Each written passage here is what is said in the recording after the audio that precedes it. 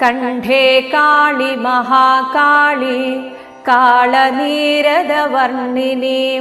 कालकण्ठात्मजाते श्री भद्रकाळि नमोऽस्तुते।